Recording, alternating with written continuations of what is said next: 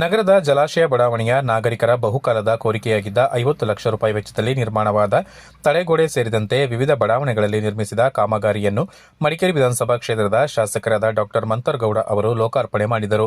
ಗೌಳಿಬೀದಿ ನೂತನ ಕಾಂಕ್ರೀಟ್ ರಸ್ತೆ, ಭಗವತಿ ನಗರದ ಮೂಲಕ ಅಬ್ಬಿ ಫಾಲ್ಸ್ಗೆ ಹೋಗುವ ಕಾಂಕ್ರೀಟ್ ರಸ್ತೆ ಕಾಮಗಾರಿ ನಾಗರಿಕರ ಸಮ್ಮುಖದಲ್ಲಿ ಉದ್ಘಾಟಿಸಿದರು. ಮುಖ್ಯಮಂತ್ರಿಯವರ ವಿಶೇಷ ಅನುದಾನದಲ್ಲಿ 3.5 ಕೋಟಿ ರೂಪಾಯಿಗಳನ್ನು ಮಡಿಕೇರಿ ನಗರದ ಬಡಾವಣೆಗಳ ಅಭಿವೃದ್ಧಿಗೆ ನೀಡಿದ್ದು, ಮುಂದಿನ ದಿನಗಳಲ್ಲಿ ಮತ್ತಷ್ಟು ಅನುದಾನ ಒದಗಿಸಿ ಮಡಿಕೇರಿಯನ್ನು ರಾಜ್ಯದಲ್ಲಿಯೇ ಮಾದರಿ ನಗರವನ್ನಾಗಿಸಲು ಪ್ರಯತ್ನ ಪಡುವುದಾಗಿ ಈ ಸಂದರ್ಭದಲ್ಲಿ ಡಾ ಮಂತರ್ಗೌಡ ಭರವಸೆ ನೀಡಿದರು.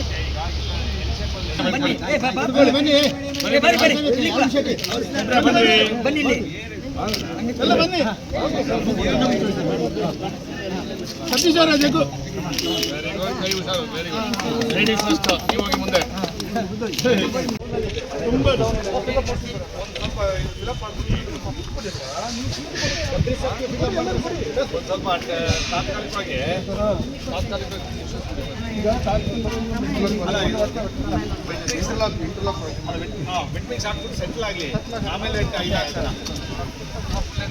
ಜಾಗ ಸ್ಪೇಸ್ ಇದೆಯಾ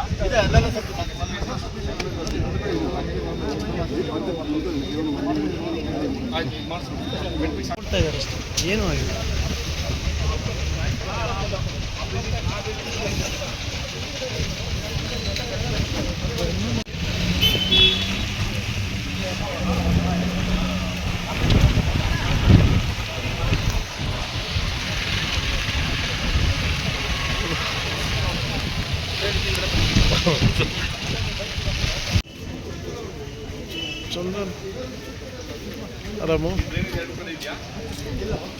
ರಾಜೀವ್ ಗಾಂಧಿ ಪಂಚಾಯತ್ ರಾಜ್ ಸಂಘಟನೆಯ ಜಿಲ್ಲಾಧ್ಯಕ್ಷರಾದ ತೆನ್ನಿರ ಮೈನಾ ಅವರು ಮಾತನಾಡಿ 2018ರ ಪ್ರಕೃತಿ ವಿಕೋಪದಲ್ಲಿಂದ ಜಲಾಶಯ ಬಡಾವಣೆಯ ನಿವಾಸಿಗಳು ಭೂಕುಸಿತದ ಆತಂಕದಿಂದಲೇ ಇದ್ದು ತಮ್ಮ ಬಡಾವಣೆ ರಕ್ಷಣೆಗೆ ಮನವಿ ಸಲ್ಲಿಸುತ್ತಲೇ ಬಂದಿದ್ದರು.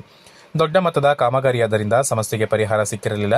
ಕಳೆದ ವರ್ಷ ಮಳೆಗಾಲದಲ್ಲಿ ಈ ಅಪಾಯಕಾರಿ ಪ್ರದೇಶವನ್ನು ವೀಕ್ಷಿಸಿದ ಶಾಸಕರು ಅನುದಾನದ ಭರವಸೆ ನೀಡಿದ್ದರು. ಈಗ 50 ಲಕ್ಷ ರೂಪಾಯಿ ವೆಚ್ಚದಲ್ಲಿ ತಡೆಗೋಡೆ ಕಾಮಗಾರಿ ಪೂರ್ಣಗೊಳಿಸಿ ಬಡಾವಣೆ ನಿವಾಸಿಗಳು ನಿರಾಳವಾಗಿರುವಂತೆ ಮಾಡಿದ್ದಾರೆ. ಹಾಗಾಗಿ ಬಡಾವಣೆಯ ಎಲ್ಲಾ ನಿವಾಸಿಗಳ ಪರವಾಗಿ ಶಾಸಕರಿಗೆ ಧನ್ಯವಾದ ಅರ್ಪಿಸುವುದಾಗಿ ಹೇಳಿದರು.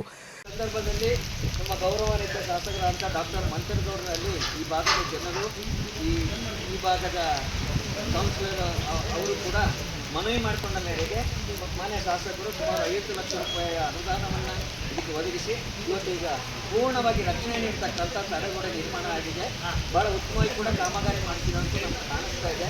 ಹಾಗಾಗಿ ಈ ಭಾಗದ ಎಲ್ಲ ಜನರ ಪರವಾಗಿ ಮಾನ್ಯ ಶಾಸಕರಿಗೆ ನಾವೆಲ್ಲರೂ ಕೂಡ ಧನ್ಯವಾದ ಅರ್ಪಿಸ್ತಾ ಇದ್ದೀವಿ ಸರ್. ಹಾಗೆಯೇ ನಮ್ಮ ಅಮೃತ ಹಸ್ತದಿಂದ ಒಂದು ಈಡುಗಾಯಿ ಹೊಡೆದುಬಿಟ್ಟು ಈ ಜನರಿಗೆ ಒಂದು ಶುಭ ಹಾರೈಸಲಿಕ್ಕೆ